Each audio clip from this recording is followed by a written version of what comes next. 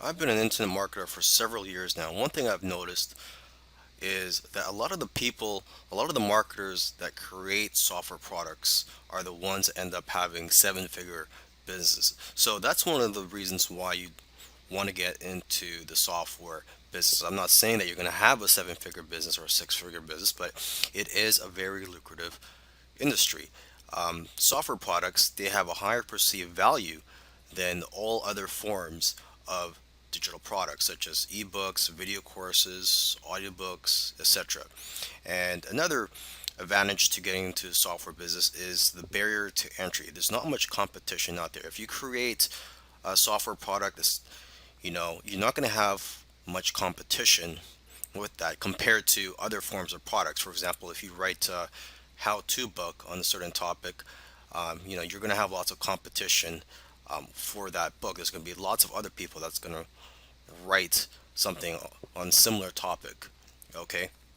Now, this course will cover the following topics. It's going to cover how to come up with ideas for your software product, how to come up with the features to include in your software product, how to find software programmers to create your software product, and how to manage your project. Coming up with ideas for your software. So before you create a software product, you need to know what it's going to bring to the table. You need to know what problems it's going to solve, because that's what what software tools do, is that they solve problems or potential problems. Okay, so first let's start with ourselves. Okay, do you have a problem in your business or personal life that can be solved with a software tool? Because let's face it, if you have a problem, I'm pretty sure there's going to be other people out there with similar problems as you. Okay, so your problem is not unique to yourself. You must also know your target audience that you plan to sell your software to. So basically, it comes down to two things. Okay, consumers have a particular problem that needs to be solved, and two, they are looking for something that will make their life easier. Okay, you can also look at social media, forums, and your customer base to get an idea of what types of problems your customers or potential customers have and what they're willing to pay for. Because most of the time, people will tell you what they want, and if you give it to them, they will buy it. Okay, and oftentimes it's simply a matter of taking something that already exists and making it better, or expanding on the current software. So you got to ask yourself, what software out there has room for improvement? Okay, and you got to remember this: it's not about just creating and selling software products. There's a lot of money to be made in selling software products. Don't get me wrong, but it's also about knowing what software products to create. So that's why it's important to know your target audience and know what it's like to be in their shoes. Alright, so let's talk about coming up with a list of features and details of what your software is going to include. Okay, you got to remember to keep it simple though, because it's not about how many fancy features and buttons that your software has. It's about how the software can benefit the user. Okay, because sometimes it's the most simple software that can become a best selling product.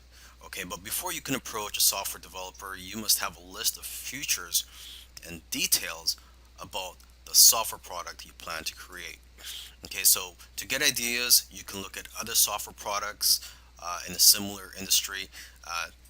And also, what you can do is go to a website called hotscripts.com. And this site includes programs and scripts in every popular programming language. So this is a great way for you to get familiar with the different types of software out there. And you could also read the reviews for the various software products on that site. And basically, the more knowledge that you have, the better the software you can have developed.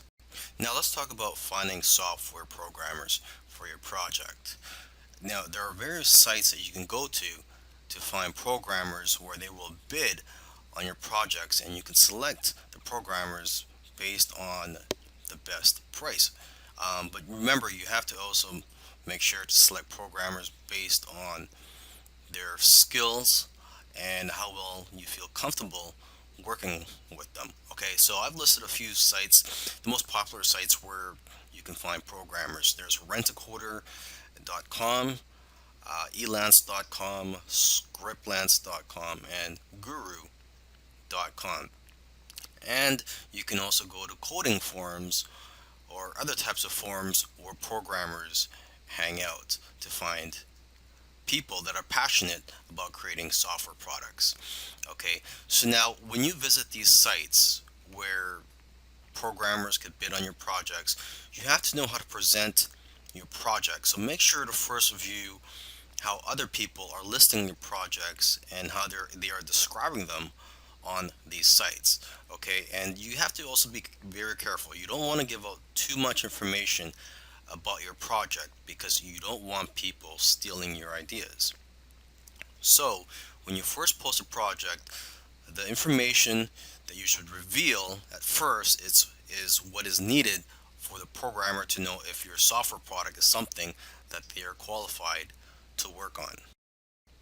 When you're working with your programmer, you have to be very clear on what you want and be specific with the details. So you have to make sure you've done your research already before you hire someone to start working on your project. Okay, and you should also find out how long after they finish creating your software will they be able to fix any bugs. So in my opinion, it should be at least 6 months after they've completed the software where they could still fix anything that's wrong with your software. Another thing you want to do when you're creating a software product is not to just outsource everything to the programmer and then just be hands off. I mean, you really have to get involved and get your hands dirty if you really want this to be a successful software product. Okay, and instead of just tell them to just create your software product, you should break it down into smaller tasks so that it's easier to work on and it'll be better for you to basically monitor the progress of your software product.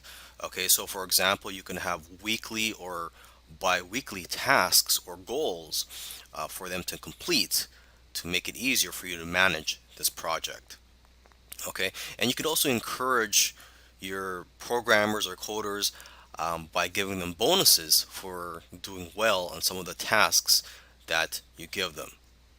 Okay, and you also want to let your programmers know ahead of time what your budget is so they know what to expect.